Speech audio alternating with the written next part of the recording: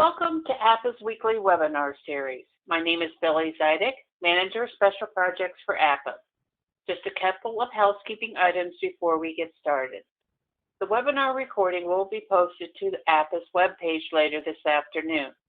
You'll receive a follow-up email in the next couple of days with a link to the webpage where all webinar recordings are housed, as well as a link to our upcoming webinars. We have webinars planned out through the end of 2021, and many are open for registration. Professional continuing education and AIA CLU credits are being offered for today's program. If you are an AIA professional requiring a certificate, please send an email to me at Billie, B-I-L-L-I-E, @appa.org, along with your AIA membership number if you have not done so in the past. All attendees are in listen-only mode. Please type your questions in the chat box and they will be answered in the order they are received. If we run out of time and we still have questions, responses will be sent directly to the person asking the question by our presenter. At this time, it is my pleasure to turn this over to Matt Merrick. Matt, take it away. Thank you very much, Billy and APPA, for hosting this webinar. I hope it'll be beneficial to all the attendees, whether you're in a large institution with a lot of funding or a small institution with no funding. Hopefully there's some good philosophies here that you can take away and really leverage within your organization. So my name is Matt Merrick. I'm one of the owners and the Vice President of Capital Strategies at Performa. We're an integrated architecture and engineering firm. My job is to really help our clients link their assets to their organizational strategies. I'm an engineer by trade, so I've designed and engineered nearly every building type. And I developed and lead what's Performa's Corrective Maintenance Program, which is a program that helps our clients systematically identify, prioritize, quantify, and manage deferred maintenance projects across a portfolio of facilities. As such, I've walked through thousands of different buildings. I love buildings. Buildings are my passion, and I love to see all the different things that are done from a design standpoint, and from a good examples and from bad examples. And it gets me thinking, just as an engineer, why don't they make every building exactly the same, and then you'll know exactly what's going to go wrong with them and how to maintain them. But the rest of the world disagrees with that idea. But the Performa Story, just a quick minute on it. We exist to give your purpose the space to thrive, and our clients' purpose the space to thrive. We do it through integrated architecture and engineering. So we have about 50% architecture and engineering at Performa. We're about a 50-person company located in Green Bay, Wisconsin, and Atlanta, Georgia. And we're past our 25th year. So why are we here today? Just an example, our founding partner his name is Jeff Konzelberger. Prior to starting Performa, he's an architect by trade. He had worked as the vice president of facilities for a large college in Wisconsin, and he was tasked with managing all their facilities. And he came in at a time where about 30 years ago, they were going through significant deferred maintenance challenges, very little funding, and no plan in place to start addressing them. And so he had started at that institution what has become their corrective maintenance program, and birthed how Performa and the philosophies that we use to address deferred maintenance for our clients. So his quote is, "It's not about the building per se, but rather what buildings can do for people." So that's ingrained in our culture. We are architects and engineers, but we want to view things from the client perspective, from the facilities management perspective, and that it's important to take care of what you have.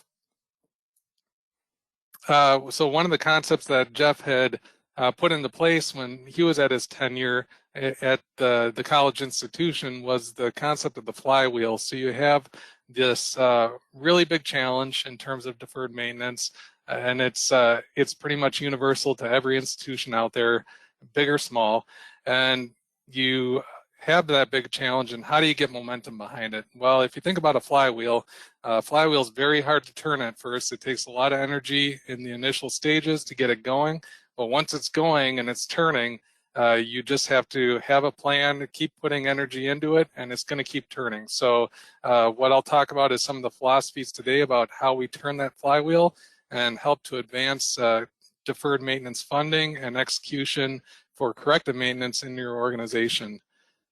So when I say corrective maintenance, that's not a term that's always universally used. Some people use it, some people don't. But when I talk about corrective maintenance, this is about taking the deferred maintenance and putting corrective action against it. So doing projects, capitalized maintenance projects that draw down that deferred maintenance, having the plan in place, that's the corrective maintenance program.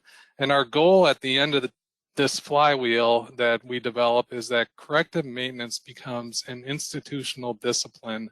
So it's not just the responsibility of the facilities management group.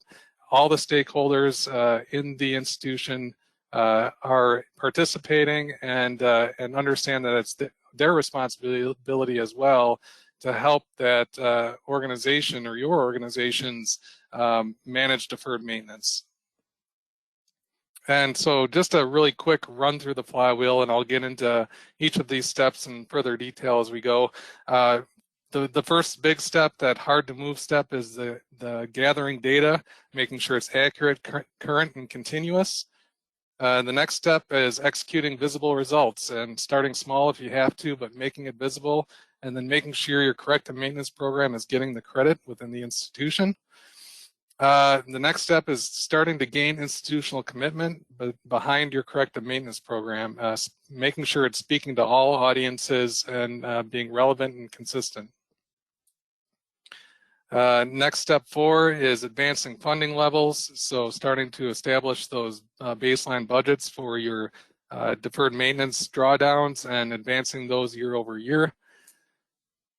Integrating deferred maintenance as part of your other capital planning efforts. This is going to increase and elevate the importance of your corrective maintenance plan because it'll be critical to informing other capital planning efforts on campus, and also have the added benefit of drawing down your deferred maintenance as some of these capital projects are put into place. And then finally, the goal of having corrective maintenance being an institutional discipline, where it's just the way your organization does business. So getting into the first step, again, the largest step that's going to require probably the most time and energy is making sure you gather and prioritize your data accordingly. And this is all the data around your deferred maintenance and all your different facilities across your campus or portfolio. And the big question is, where do you start? And gathering data is going to help answer that question. Where do you start? Just a quick cartoon to illustrate that. The woman driving says, "Shouldn't we ask for directions? We don't know where we are." And the man says, "Well, who cares? I know the destination. What else do I need to know?" And in order to get to where you want to go, you need to know where you are and how to get there. And putting that corrective maintenance plan in there is about drawing that roadmap of getting from point A to point B. We know we have a lot of deferred maintenance challenges. We know they need to be done, but we know we got to have a map and a plan in order to get there.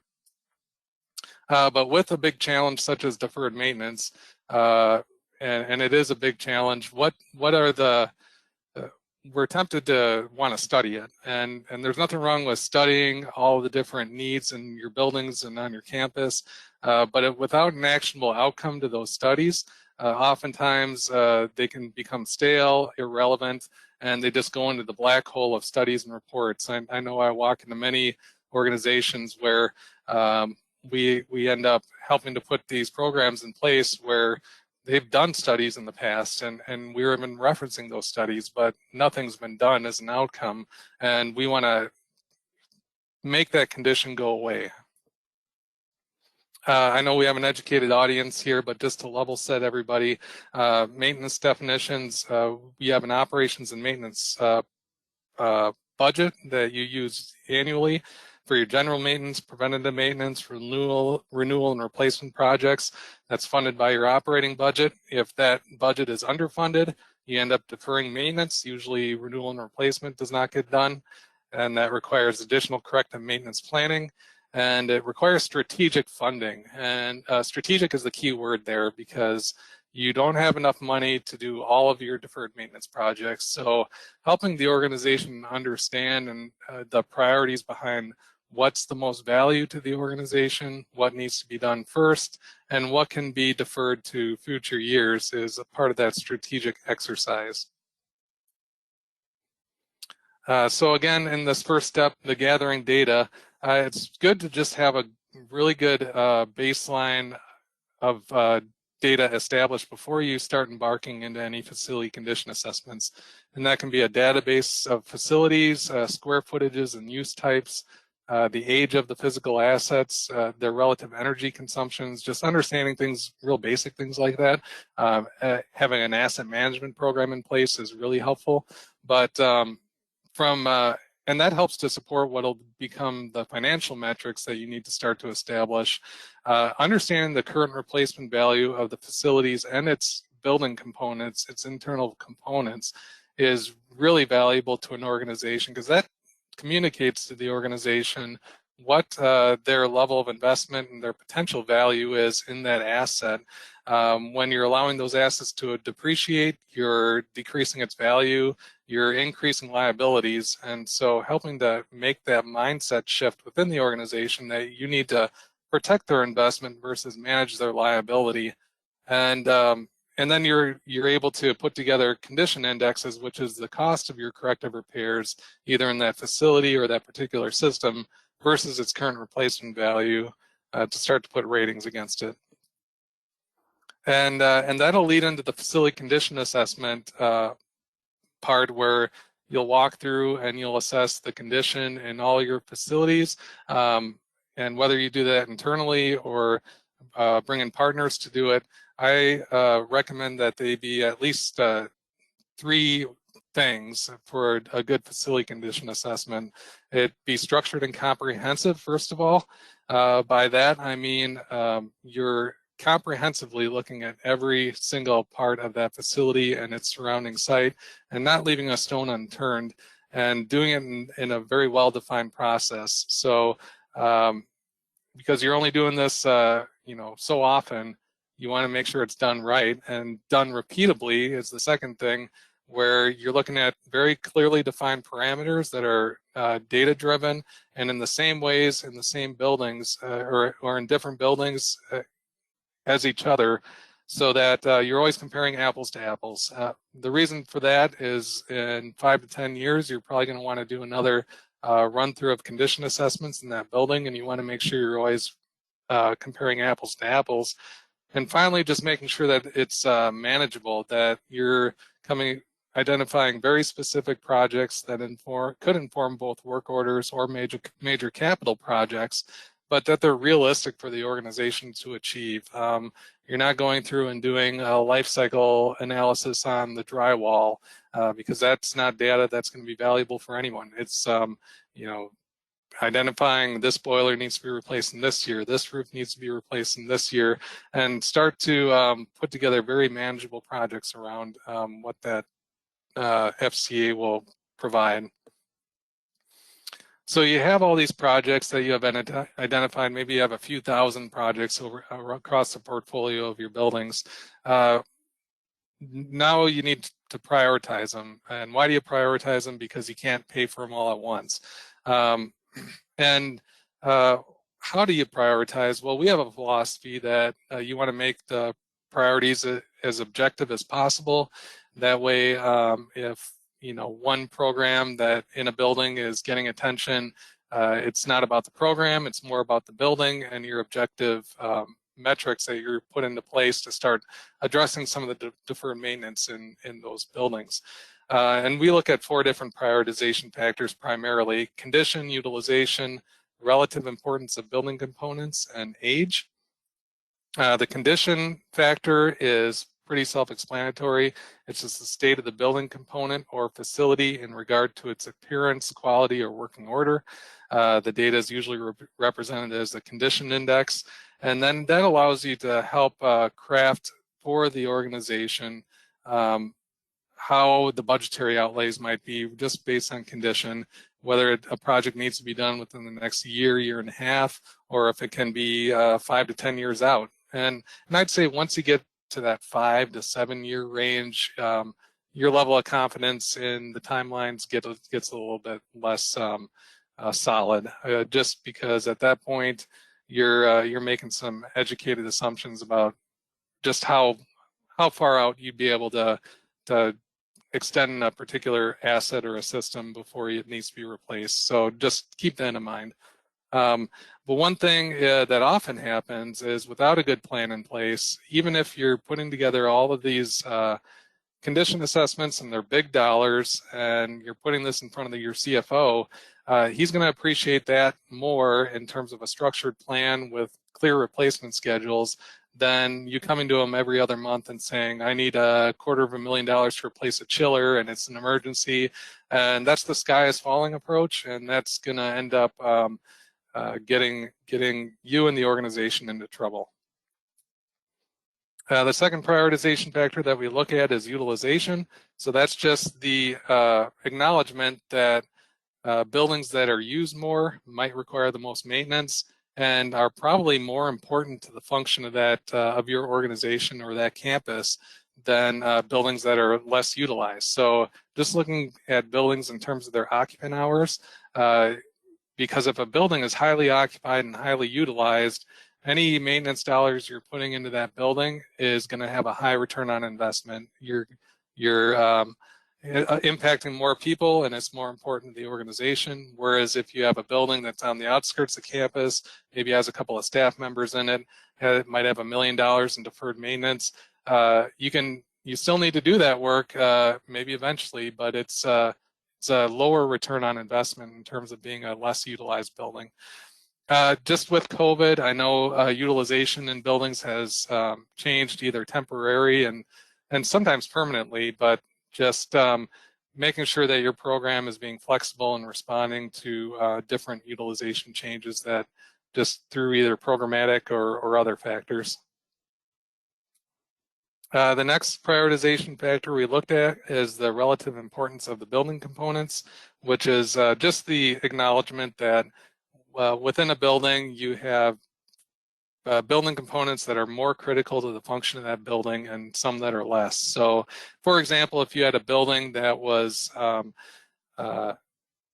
you needed a roof replaced and a carpet replaced in the same fiscal year, but you only had money to do one of them, you do the roof first because that's more critical to the function of that building.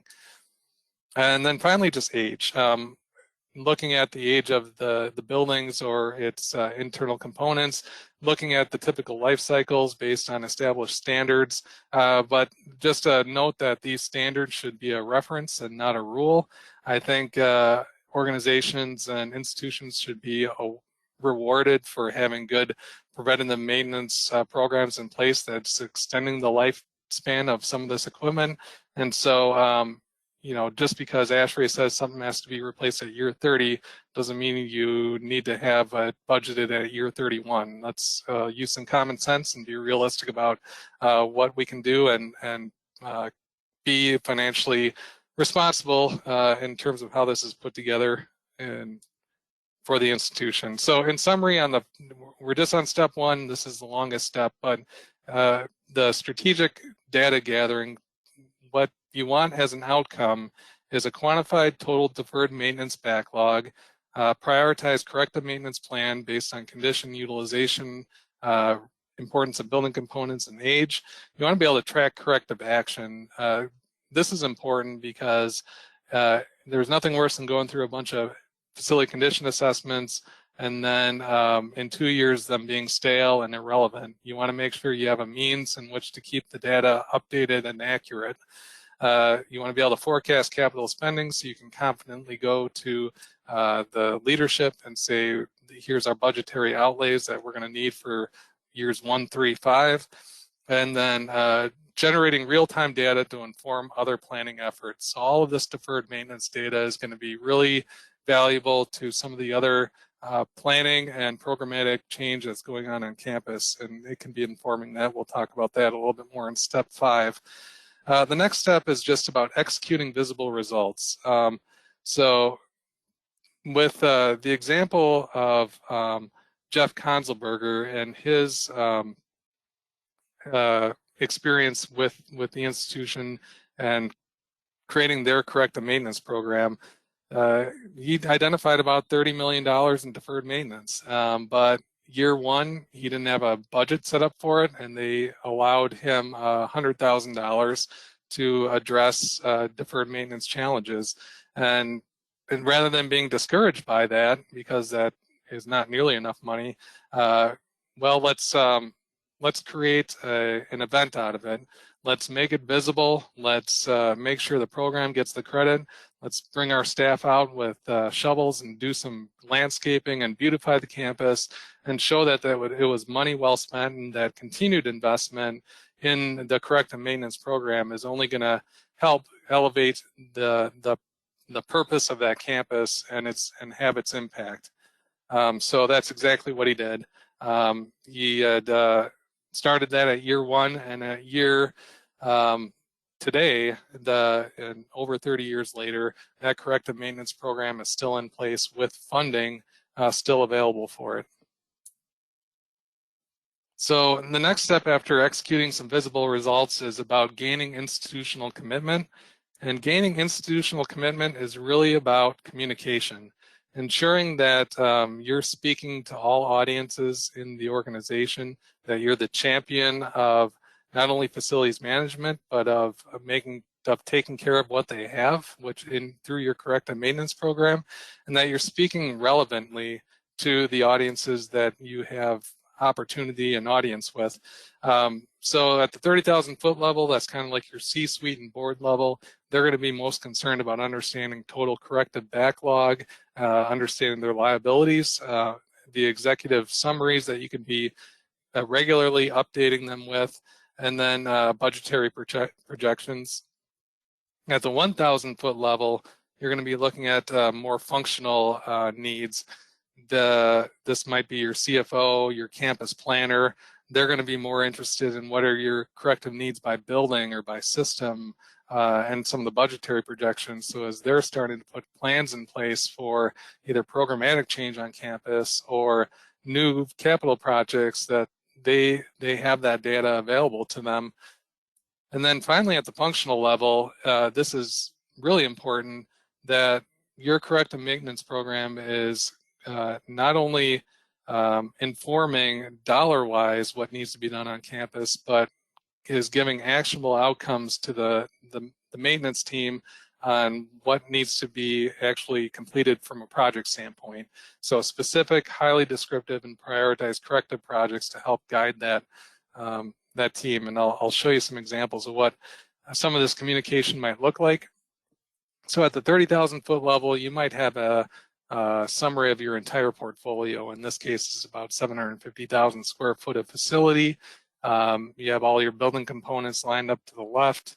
You have priorities of work over at the top, total condition index of 10.4 and about 19 million in deferred maintenance. And then just split out by priority. Another view of this is just graphically, just showing some of how this might lay out graphically from the different building components, the different priorities as well, and then the total deferred maintenance. And just sharing this type of data consistently so that every time you're walking into a board meeting, and maybe it's quarterly, maybe it's annually, that you're sharing this data and it's familiar to them and it's consistent, and they're starting to understand that, okay, this is the way we do business. At the 1,000 foot level, you might see a graph or a table that mirrors what we just saw for the portfolio, but for an individual facility. In this case, it's a city hall building, actually very poor condition, 20.1 on the condition index. Building components to the left and priorities up top, about 2 million in deferred maintenance. And just another graphical way to show this 1,000 foot level again for an individual facility. But where do all these numbers come from? And that's the big question, because if the numbers are just either statistical or they're coming from our guts or whatever it might be, they don't mean a whole lot, and they're not going to produce actionable outcomes. The numbers really need to come from very individual specific projects and boil up, and those are the numbers that you see when you see the summaries. And so it's important to have these highly specific projects identified, even if it becomes a few thousand projects. It might be what your institution needs. And for example, the building, in this case, it's a central garage. It needs a roof replacement, needs it very quickly at priority A, and $650,000. And just understanding that having that specificity is going to not only make it relevant in your organization, but perpetuate it, because ideally you'd like to be able to complete those projects, mark them complete, and have all your numbers adjust accordingly, or put in new projects as you need to. And one of the things I'll say about this too is budgeting is very important. So as you budget these individual projects, making sure that you're looking at the project holistically. I'll give you an example. If you got to replace a boiler in a building, and let's say it's a $100,000 boiler, well, that could be a $100,000 project. Or if you have asbestos piping connected to that boiler that needs to be remediated, if you can't get that boiler in and out of the room without taking a wall down, well, maybe it's a $175,000 project. And giving that level of understanding around it is going to be critical, because the last thing you want to do is requisition dollars to put it against your corrective maintenance program and then fall short and have to go back to the well that same fiscal year. That'll undermine credibility. And so step 3 is really about gaining institutional commitment through communication. Communicating at the appropriate levels, communicating consistently, communicating the mindset that you are there to protect their investment versus managing liability that they perceive.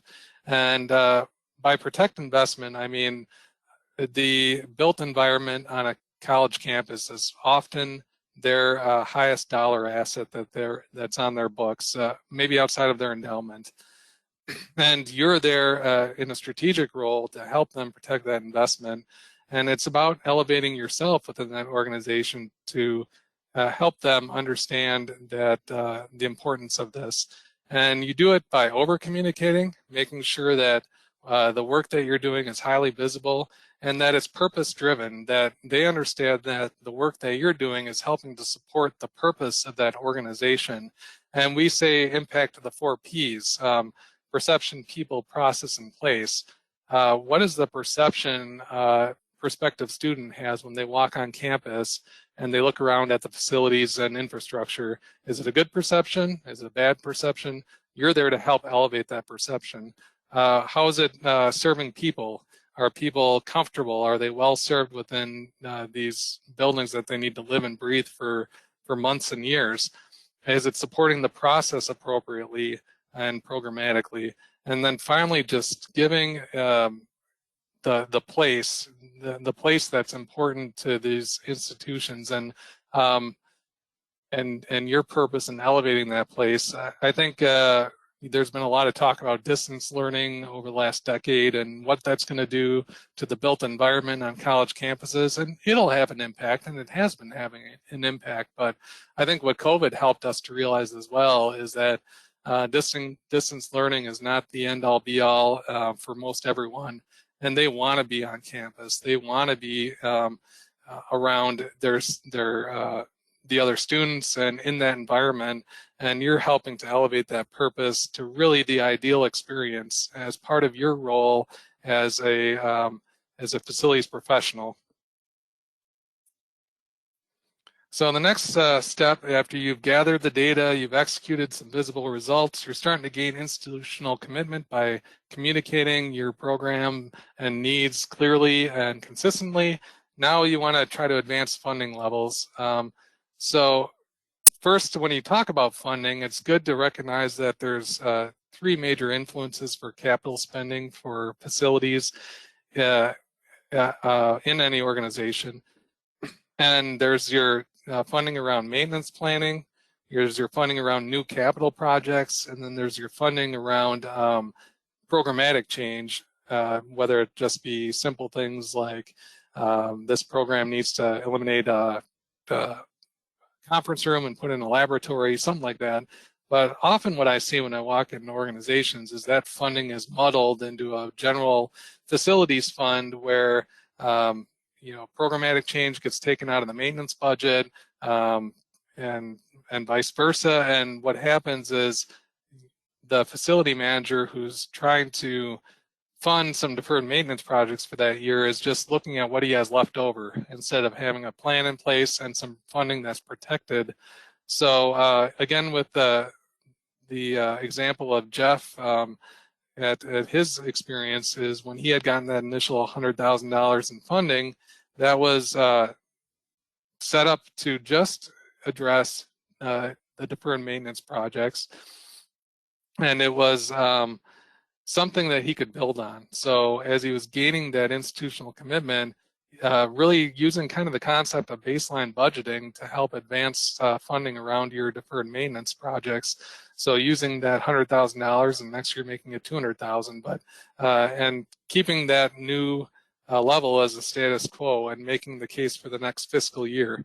One of the things I did want to mention is just also helping yourself in that when there's new capital projects, ensuring that there's proper funding around those capital projects or major renovations, that it is also funding the infrastructure that supports those buildings, whether it be energy plant upgrades or just general needs around the site that need to support that building, because you don't want to be in the situation where you have a new capital project, but then you have to reach into your maintenance dollars to help support that building or that renovation from the infrastructure that supports it. So after you've advanced funding levels, then it's really about integrating deferred maintenance with other capital planning initiatives on the campus. So a well-organized corrective maintenance plan can respond accordingly to completed projects, major renovations, or major capital projects. So make sure you have that flexibility built in your program. If building is, if you decide through the campus master plan that a building is going to be torn down, you don't want to be replacing a roof on that building. You want to have your corrective plan respond accordingly, and really the corrective maintenance planning is a necessary component to all this integrated facilities planning that's done on campus. It's really hard to create a comprehensive facilities master plan without understanding the extent of deferred maintenance, especially if you're looking to achieve a major renovation. Either that can be highly cosmetic, or it could be what the building actually needs, which is clawing enough into the infrastructure to ensure that that building is going to function appropriately for whatever program you're looking to support. And then capital projects, and having your corrective maintenance plan informing the needs for new capital projects and any programmatic change is going to help you draw down deferred maintenance probably quicker than anything else. And the risk is if some of these deferred maintenance needs aren't known when new capital project budgets are put together or budgets for major renovations are put together, you're going to miss the boat. And then you won't be able to realize the benefit of that funding as it comes to starting to pull in some of your deferred maintenance that's related to that funding. A good example of that is even an example I had in an institution recently where they had done a significant renovation in the heart of their campus that was all programmatic in nature, very important to the function of that campus. And you walk into the building and it looks completely different and looks great. But when you get behind the walls, the air handlers are still 60 years old and the funding was not available to help bring that infrastructure along. So it perpetuates the problem and then possibly has to undo some of the work that they've done to be able to replace those components going into the future. So that's the type of scenario that at least you're not always able to avoid, but your corrective maintenance program will inform and help to avoid. And then finally, just making corrective maintenance a part of the way the institution does business. So understanding that corrective maintenance planning is not a single event. It needs to be regular and it needs to be up to date. So this flywheel of making it an institutional discipline, it goes back now to the gathering data part. You're always gathering data. You're always keeping your corrective maintenance plan fresh. The last thing you want to do is go through the expense of and time of all the facility condition assessments and then not have that data be useful to you in perpetuity because you don't have a vehicle under which you can keep it up to date. When your corrective maintenance is an institutional discipline, all the stakeholders understand it's the responsibility of the entire institution to address deferred maintenance, not just the facilities management staff. Now you're the champions, you're the ambassadors, but you need the help from all the stakeholders when it comes to tackling and drawing down deferred maintenance. And it should be ongoing and communicated using consistent and manageable methodologies. So again, just that communication piece and reinforcing the importance of your corrective maintenance. So as we're drawing down, at least on the presentation portion today, there's just some key takeaways I wanted to make sure everyone heard as I went through. The facility manager is a strategic role. It is also very much a functional role, but you are managing the largest asset potentially for that institution. And behind that there's a strategic expectation that if you are doing this appropriately, whether the data is things they want to hear or they don't want to hear, you're fulfilling your responsibility to that organization.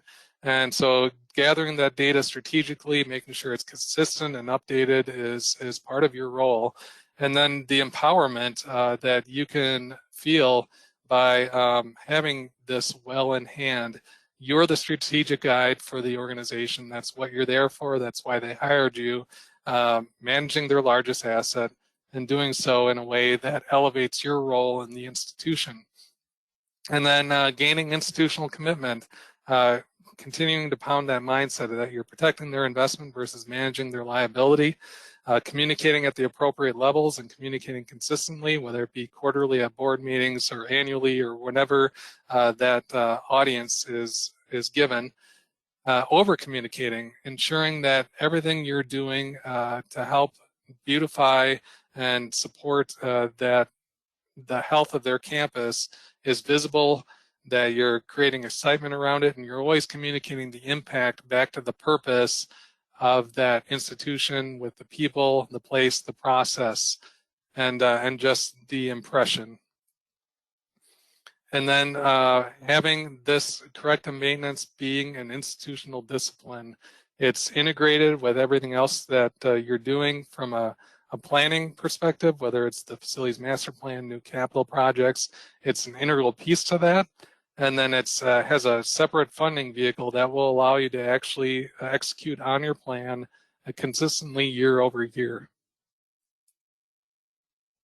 Just so everyone's aware, and I know you can get a copy of this presentation, I do have a white paper on this topic that if you're interested, you can connect to any of this resources up here. But just so everyone's aware too, I love talking about this stuff. It's a passion for me. I love getting in there and looking at different facilities and also just helping our institution, our clients advance their institution's cause and support their campuses. So I'll talk about this stuff all day if you ever want to reach out and have a conversation. And at this point, I just want to thank everyone for joining. I'm going to hand it back to Billy, who may have some Q&A things, and we'll go from there. So, but thank you very much for attending the presentation. Thank you, Matt. We do have questions. First question is, can you leverage the information you have from your CMMS system where you track your work orders and preventative maintenance work into this corrective plan? And how do you see those two systems interacting? Yeah, you can. And it most often is most valuable on the front end of the plan, where you're going out and you're gathering the data. The more data that we have on the front end, the more beneficial it is when you're going through the facility condition assessment process. Looking at preventative data is really helpful to help to project life cycles beyond their typical. And just having that catalog of everything that you maintain is also a benefit, because it is one less thing that we have to do as we're going through and trying to assess condition on everything. So I think that's really helpful. The one potential limitation to CMMS is, and this is not true in every case, some CMMS are good at it, some aren't, is really that financial aspect and projection aspect of what it is for future planning, really the renewal and replacement side of things. Unless you're setting it up that way, you're sometimes not going to get good information for budgetary, for future planning, for large capital projects that need to be done from a maintenance standpoint. And that's kind of where the corrective maintenance plan helps marry into that, because it's really more of a planning exercise as much as it is a functional exercise, where CMMS is really much for sure about the day-to-day operations and maintenance. Okay, thank you. Next question. We've worked with several capital renewal planning software packages.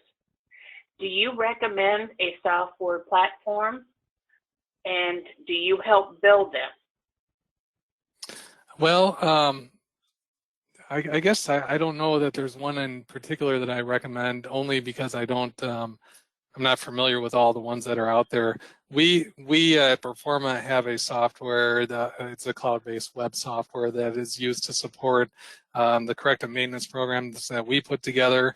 We're not a software company, so it's really a value add to the service that we provide. But we find that works very well. But how it stacks up or how it compares to some of the others, I guess I just don't know. But okay, thank you.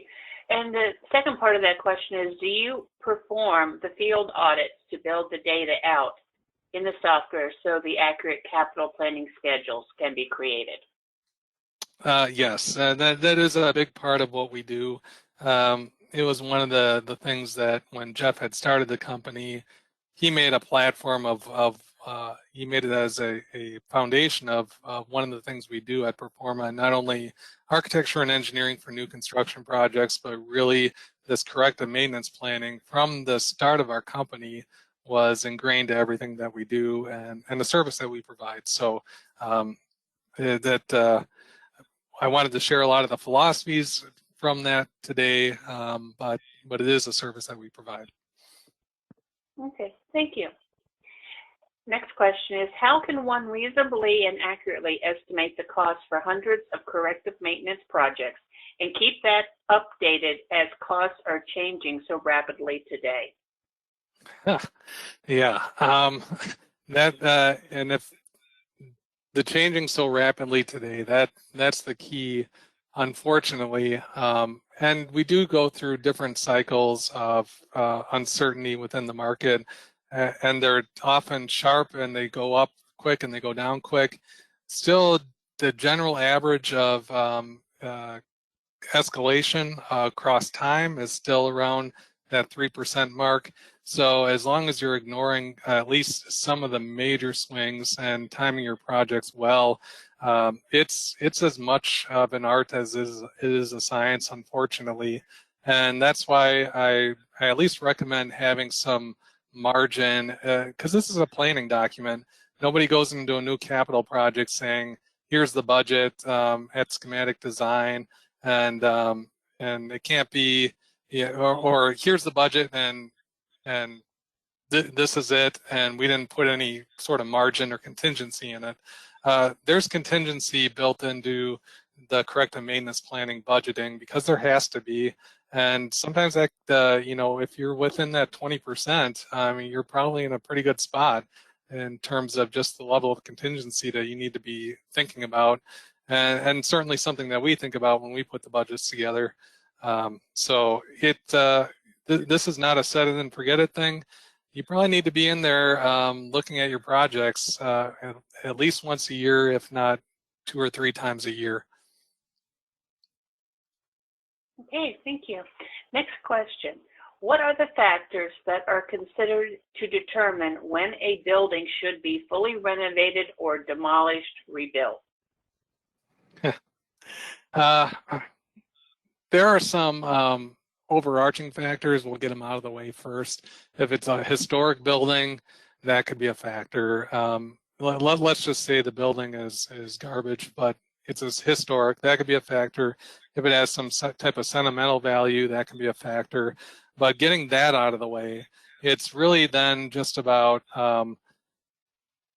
as much about the programmatic function of the building as it is the condition. Yeah, any building that has an FCI, I'd say of about 0.4 or greater, or you're at about 40% of the CRV, is really a good candidate for tear down and redo.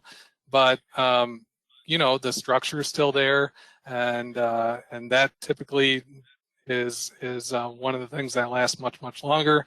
And so it's about looking at the function of that building more. Is it going to help to serve the organization programmatically going forward in its current function and its current shape? We know the condition's terrible and it could be torn down because we got to put X millions of dollars of deferred maintenance, and it's got a condition index of over 40%. But is there enough there to want to preserve some of that value, or do we start over because programmatically it just doesn't make sense to try to repurpose this facility? So it's at that point, it's not just a condition conversation, it's a conversation about condition and programmatic function. Okay, thank you. Our next comment is, would you mind going over the difference between corrective maintenance, reactive maintenance, and deferred maintenance? Sure. I don't know, there might be some disagreement with me on some of these terms, but I'll say what the definitions in my mind. So deferred maintenance is about renewal and replacement projects that need to be performed and are summarily deferred because of lack of funding, and primarily due to lack of funding. And so they get deferred to future years, and you continue to live with that condition of the depreciated asset. So really that fully depreciated asset. Corrective maintenance, at least our terminology, is the addressing of that deferred maintenance through a corrective action. So you're now bringing that building component or whatever it might be to its fully functional and usable state. And what was the last one, Billy? Reactive maintenance. So reactive maintenance, I sometimes hear that referred to as emergency maintenance. I think we're talking about the same thing there. Is really about, or breakdown maintenance is really about waiting until something fails and replacing it. And that's actually a valid approach to building maintenance, as long as that equipment you have some budget there to replace it. It's not critical to the function or highly critical to the function of that building, where you would say, like, if this thing were to fail tomorrow, we would have a significant impact on the building or in the campus. So breakdown maintenance is certainly a valid approach for some of those types of systems. But otherwise, if it's not a candidate for breakdown maintenance or reactive maintenance, then you really need to think about how you're going to plan for replacement of those systems so that you don't get yourself into trouble. Okay, well, thank you. Next question. What are some of the consistent shortcomings that should be avoided as part of the facility condition assessment process? Okay. A few that come to mind is first, performing the whole process in a bubble. It doesn't really help the institution for you to go through and do facility condition assessments if nobody knows you're doing it. So bring in all the stakeholders from the get-go, such as the maintenance technicians who are highly knowledgeable and can provide a lot of good information on the campus. The facilities management group, the user groups in those buildings, the CFO, and maybe even the president if he's so, or she is so inclined, that it would you're going through this process in open air, allowing people to weigh in and those stakeholders to have voice, and let everyone know what you're doing and the importance of it. And maybe the other consistent shortcoming is just the estimating challenges and ensuring that you're providing adequate budgets against some of these corrective projects that you're identifying would be the other one. Okay, thank you. Our next question is, are there recommendations for preparing an organization prior to starting this process? I like to bring all the stakeholders into the conversation and then have them attend a kickoff session to allow their voices and opinions be heard right at the get-go. And then if they want to have continued involvement with the process, great. If they don't, at least they've been brought to the table and are given awareness and any voice to the conversation that they need to bring. Okay, well, thank you. Our next question is, what are some of the differences between embarking on a CM program and using a CMMS to manage facilities maintenance? Yeah, I mentioned this a little bit before, but at least in my experience, and not everything's the same. Some CMMS programs are different, but CMMS, they're necessary for the day-to-day operations, maintenance, and management needs. Depending on how much, how well you've set them up, though, they can fall short when it comes to the long-term financial planning and renewal and replacement needs of facilities. Unless you put that work into setting up the program in that manner. So it's just important to understand that the corrective maintenance program is more about strategic financial and long-term planning, and CMMS is certainly, at least at its core, geared to those day-to-day operational management needs. Okay. Well, thank you. Our next question is, how would you estimate the number of staff it takes to put together one of these plans for just one asset class?